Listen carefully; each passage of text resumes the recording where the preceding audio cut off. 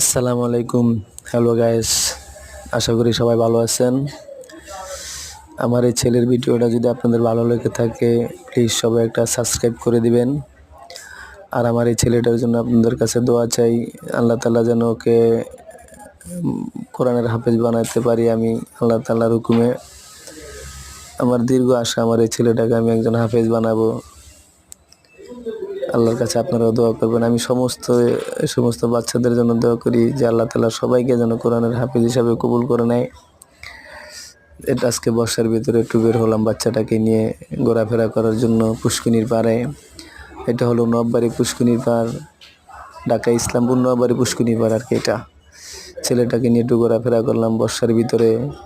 অনেক দুষ্ট তো, এই জন্য বাসা রাখতে পারি না, নিচে আই না একটু ঘোরাফেরা করাই যাতে ছেলেটার মনটা খুব ভালো থাকে এবং আমারও ভালো লাগে ছেলেটাকে নিয়ে ঘুরতে।